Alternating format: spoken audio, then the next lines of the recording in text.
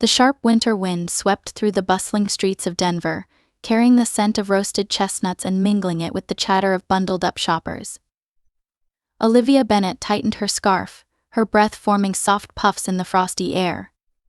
She carried an armful of shopping bags, each carefully selected gift a token of love for her family, who were visiting her for the first time in years. The holiday spirit buzzed around her, but her thoughts swirled with a mix of anticipation and pressure to make their stay perfect. As she reached the intersection near the park, Olivia paused to shift her bags and adjust her grip. That's when she noticed him, a man slouched on a metal bench, his shoulders hunched against the bitter cold. His clothes were threadbare and mismatched, offering little protection from the wind that howled around him. His beanie, stretched and faded, sat askew, exposing ears red from the chill. His hands, raw and trembling, clutched at his thin jacket in a futile attempt to stay warm. Olivia's steps slowed. The sight of the man stirred something deep within her, a tug that her parents had always taught her to listen to.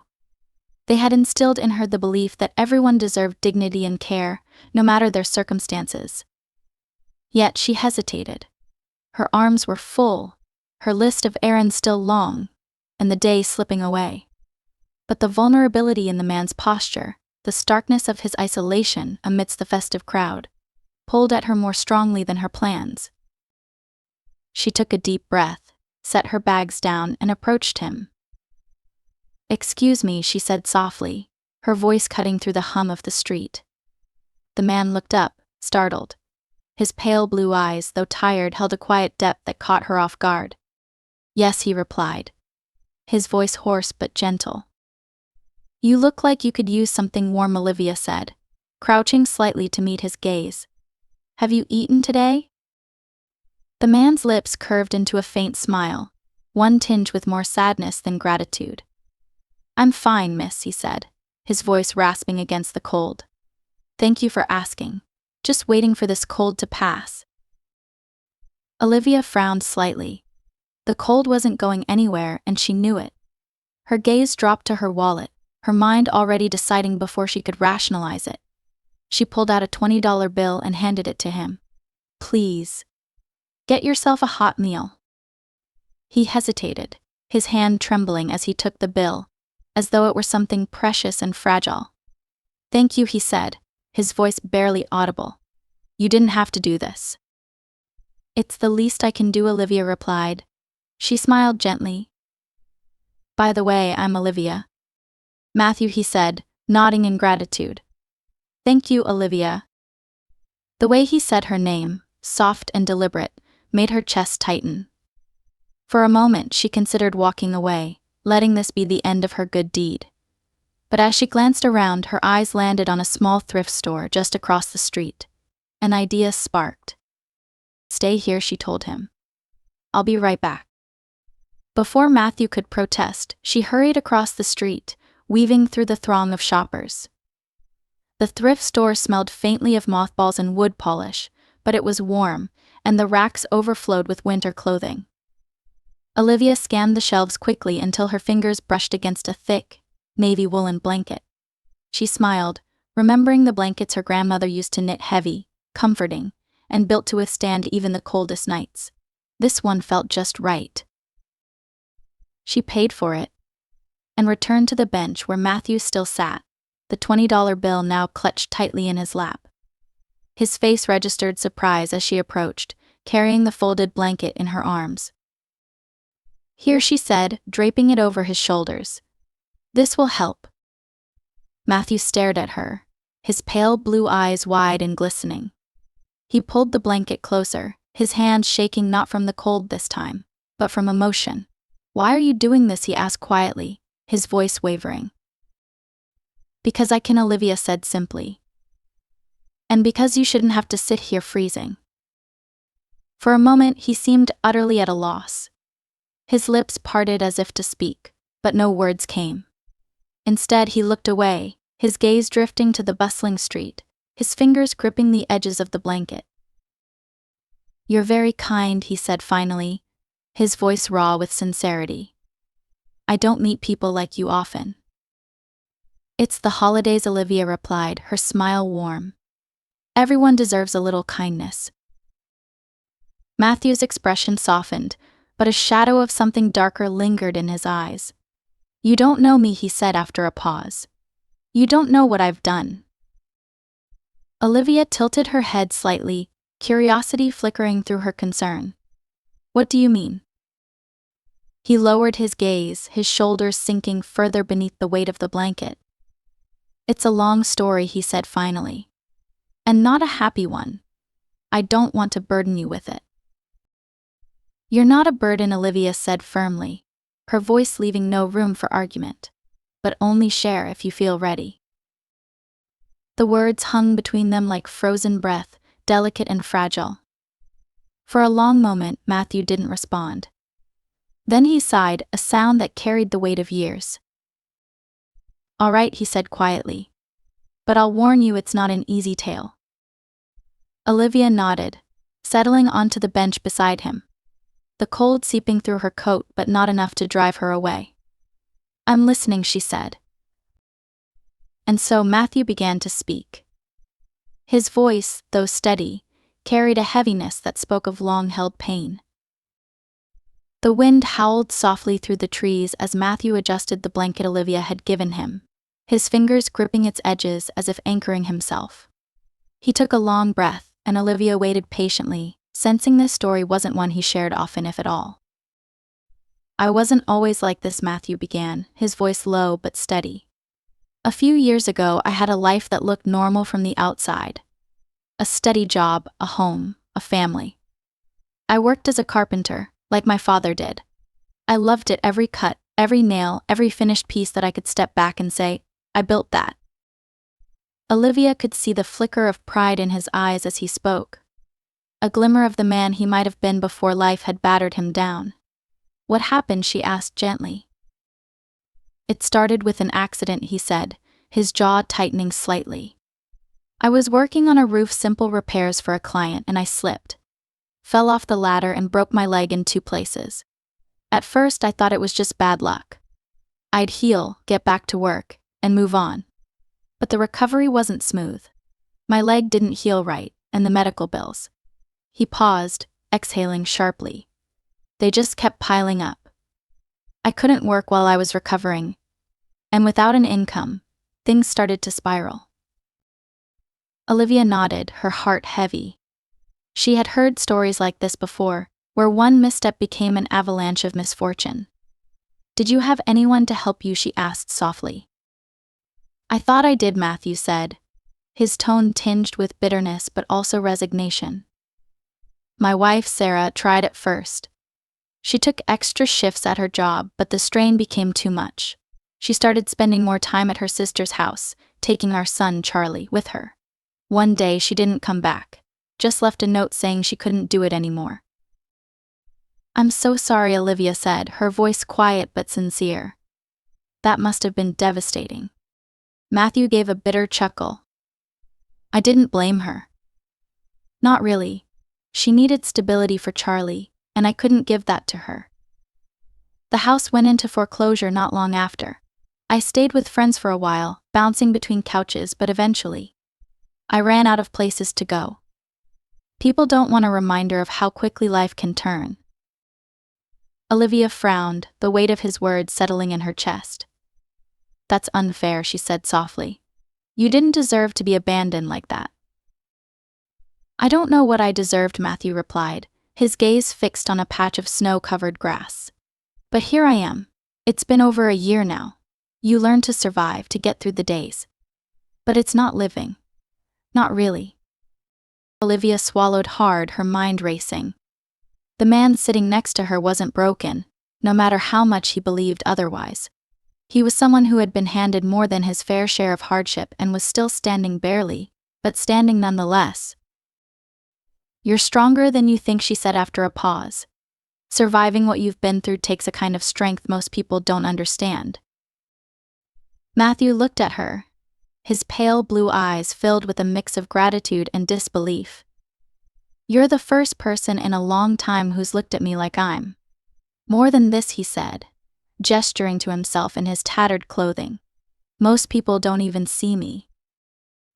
Well, I see you, Olivia said firmly. And I see someone who deserves a second chance. He shook his head slightly, a faint, self-deprecating smile tugging at his lips. Second chances don't come easy. I've been trying to pick myself up, but when you're this far down, it's hard to even know where to start. You don't have to do it alone, Olivia said. There's a community center not far from here. I volunteer there sometimes. They have programs for housing assistance, job training, even counseling. It's not a handout, it's a way back on your feet. Matthew hesitated, his fingers tightening on the blanket. I don't know. I've tried things before, and it always feels like just more dead ends. It won't be a dead end this time, Olivia said, her tone steady. Because I'll help you.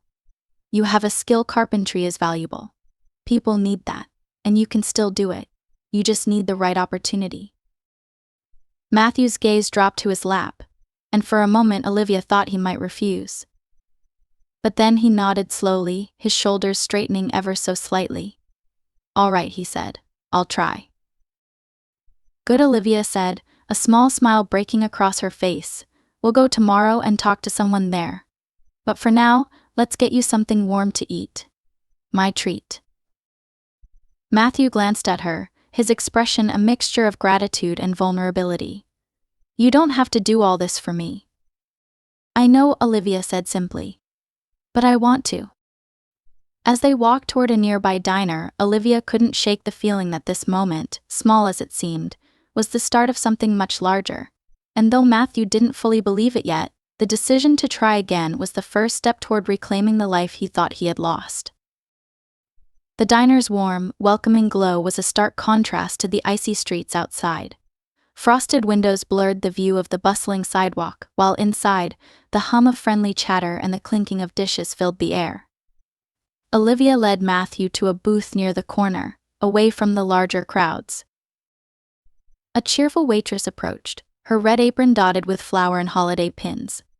What can I get you folks today? She asked, her pen poised over a notepad. Order whatever you'd like, Olivia said, nudging Matthew with an encouraging smile. Matthew hesitated, his fingers brushing the edge of the laminated menu as if he wasn't sure he belonged there. After a moment, he cleared his throat. I'll have the breakfast special, he said, his voice almost apologetic. Eggs, toast, and, coffee, please. And a bowl of the tomato soup for me, Olivia said. Oh, and a slice of your pecan pie. The waitress scribbled down their orders and left with a bright coming right up. As Matthew settled back into the booth, Olivia noticed how he still seemed to shrink into himself, as though he were afraid of taking up too much space. She decided to break the silence. So, what's your favorite thing you've ever built? She asked, leaning forward with genuine curiosity. Matthew's expression softened as he thought for a moment. There was this rocking chair, he said, a faint smile tugging at his lips. It wasn't anything fancy, but it was for my son Charlie. He was just a baby at the time, and I wanted Sarah to have a comfortable place to sit while she rocked him to sleep. Olivia's heart warmed at the image. That's beautiful. Did you carve it yourself? Every piece, Matthew said, his voice gaining a little confidence. It took me weeks because I wanted it to be perfect. I'll never forget the look on her face when I brought it inside. She called it the most thoughtful thing I'd ever done. Olivia smiled. You must miss those days. Every second, Matthew admitted, his smile fading. I think about Charlie a lot. Wonder if he'd even remember me now. How old is he? Olivia asked gently. 6, Matthew said, his voice soft. He'd be in first grade by now. He loved building things, even when he was tiny. Used to sit in the garage with me, hammering away at scraps of wood. I like to think he still does that, somewhere. You'll see him again, Olivia said with quiet certainty. Maybe not tomorrow, but someday. You're taking steps in the right direction. And that counts for a lot. Matthew looked at her, the skepticism in his expression melting into something that almost resembled hope. Before he could respond, their waitress returned, balancing a tray laden with food. Here we go, she said brightly, setting their plates down with practiced ease. Enjoy and let me know if you need anything else. The smell of fresh coffee and buttered toast filled the air. Matthew hesitated, as though the meal in front of him was too indulgent to be real. Before finally picking up his fork, he ate slowly at first, savoring each bite. Olivia noticed the way his shoulders relaxed slightly, the tension of the day easing under the warmth of food and company. This is the best breakfast I've had in. Well, I don't even know how long, he admitted after a while. It's amazing what a good meal can do, Olivia replied. You deserve it. They lingered at the diner, talking about lighter things, Matthew's favorite projects, Olivia's family's plans for the holidays, and the little things they both missed about simpler times. By the time they left, the cold didn't seem quite so biting, and Matthew's steps felt a little steadier. The next day, Olivia picked Matthew up from the park where he had stayed overnight. True to her promise, she took him to the community center. The building buzzed with activity volunteers sorting donations, staff working at desks, and a line of people waiting for assistance. Olivia introduced Matthew to Denise, a counselor who specialized in helping people get back on their feet.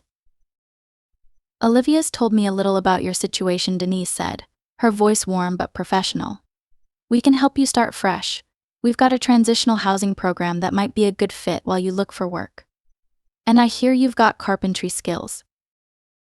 Matthew nodded, his hands fidgeting with the hem of his jacket. Yes, Ma, I am. I've been doing it most of my life. Denise smiled. Well, you're in luck. There's a contractor we work with who's looking for part-time help. If you're interested, I can set up an interview for you. Matthew's eyes widened. Really? I'd like that. Thank you. It's a start, Denise said, handing him a brochure with information about the programs they offered. And remember, you're not alone in this. We'll walk with you every step of the way. As they left the center, Olivia could see a subtle change in Matthew. His shoulders were straighter, his steps more purposeful. For the first time, he seemed to believe that change was possible. I can't thank you enough, Matthew said as they walked back to her car. You didn't have to do any of this for me. Maybe not, Olivia said, smiling. But I wanted to. And besides, you're the one putting in the work. You've got this, Matthew. For the first time, he smiled without hesitation. Maybe I do. Matthew's interview came 2 days later, on a crisp winter morning that promised clear skies and fresh starts.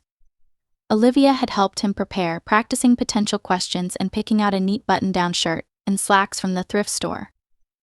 As he stood in front of the contractor's office, his breath visible in the cold air, he adjusted his collar one last time. You've got this, Olivia said, giving his shoulder a reassuring squeeze. Just be yourself and let them see how skilled and passionate you are.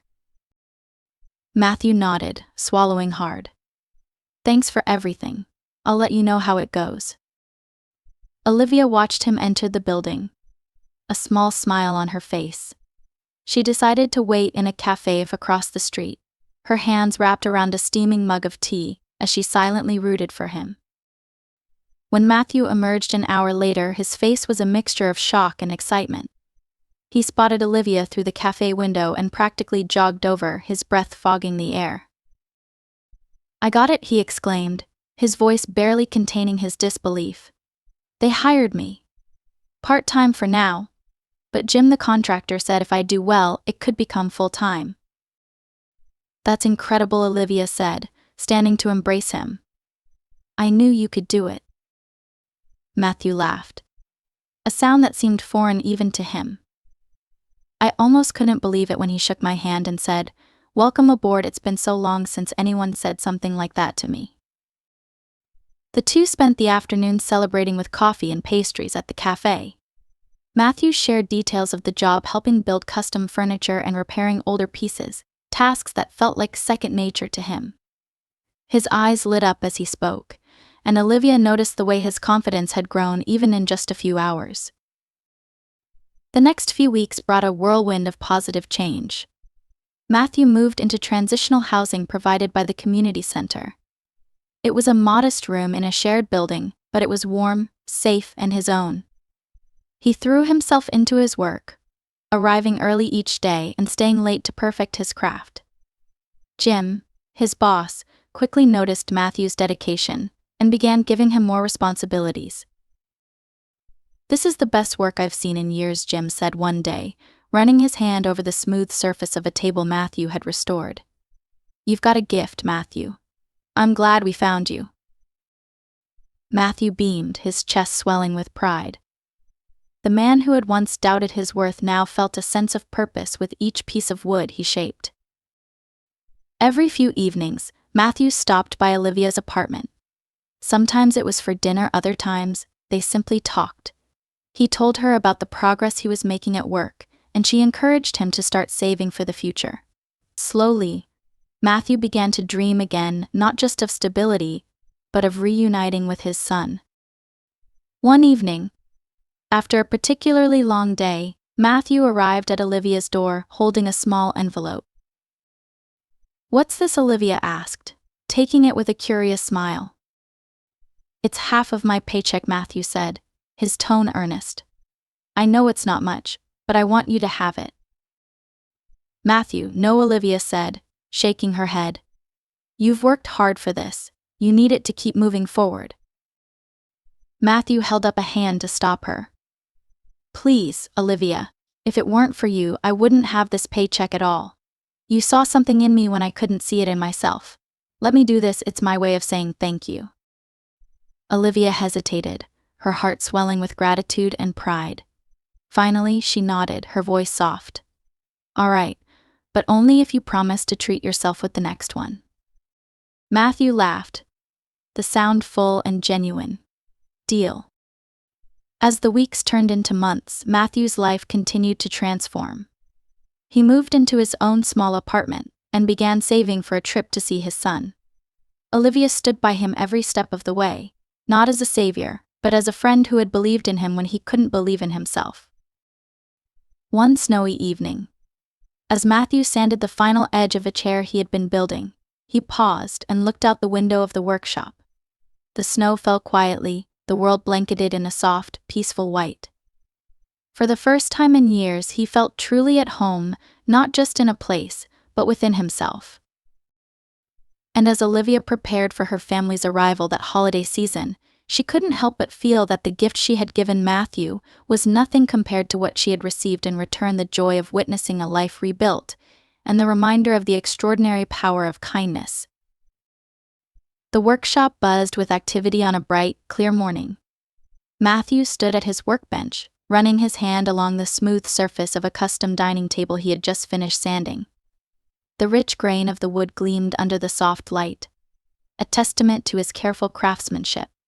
His boss, Jim, walked by and gave an approving nod.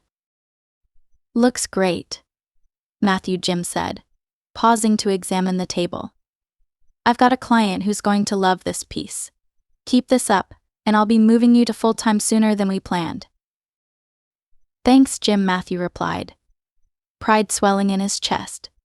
He had poured his heart into this work, and hearing praise felt like validation of everything he'd fought for in recent months. The workshop's warmth and the hum of tools were a stark contrast to where he had been not long ago. His days of sitting on cold benches seemed like a distant memory, though he never forgot the woman who had helped him take that first step toward a new life. As his shift ended, Matthew cleaned up his space and tucked his paycheck into his jacket pocket. But this time, it wasn't just for him. He walked through the snowy streets to Olivia's apartment, carrying a small bundle under one arm.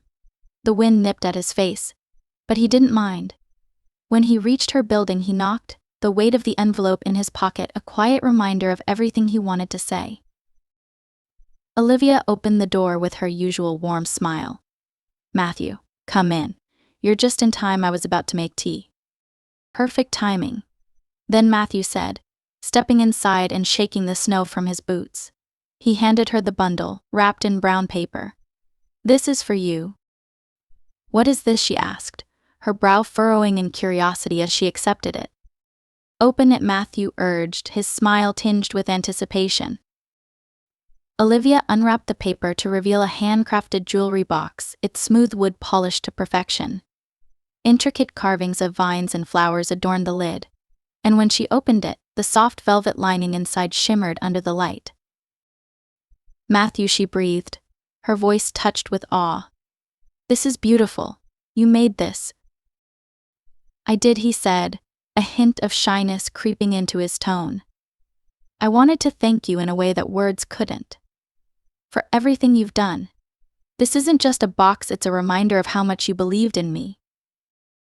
Olivia's eyes glistened, and she set the box carefully on the counter before pulling him into a hug. "You didn't have to do this," she said, her voice thick with emotion. "But I'll treasure it always."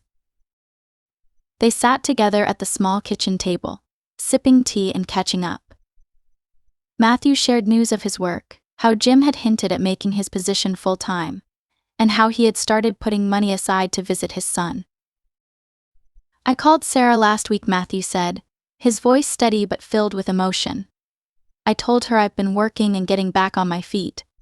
She didn't say much, but she agreed to let me visit Charlie in a couple of months." "That's incredible," Olivia said, her face lighting up. "I'm so proud of you." Matthew smiled, his gaze dropping to the envelope in his pocket. He pulled it out and slid it across the table. "And this," he said, "is for you." Olivia frowned, tilting her head in confusion. Another envelope. "This time it's more than just gratitude," Matthew said, his tone serious but kind. "It's 50% of my paycheck. I know you didn't ask for anything in return, but I need you to have it. You changed my life, Olivia, and I want to give back." "Matthew," Olivia said softly, her fingers resting on the envelope. "I can't take this. You need it for Charlie, for yourself." "I've got enough for my plans," Matthew said, his voice firm but warm. "And giving this to you feels like the right thing to do. You didn't just help me, you taught me to believe in people again, starting with myself." After a moment of hesitation, Olivia nodded, her heart full. "All right," she said, her voice trembling slightly. "But only if you promise to let me keep cheering you on, no matter where this journey takes you." "Deal," Matthew said, his smile growing. As the evening wore on, they shared laughter and stories, the bond between them growing deeper. For Olivia, Matthew's success was a testament to the extraordinary ripple effects of kindness. And for Matthew, the jewelry box he had given her was only a small symbol of the immeasurable gift she had given him: hope. Months later, Matthew would stand outside a modest house, his hand resting on the rocking chair he had built for his son. He would knock on the door, his heart pounding, but this time with anticipation, not fear. And when Charlie's small arms wrapped around him in a hug, he would know that the journey back had been worth every step. For now, though, as the snow continued to fall outside Olivia's window, they sat together in quiet contentment, knowing that sometimes, all it took to change a life was one act of unwavering compassion.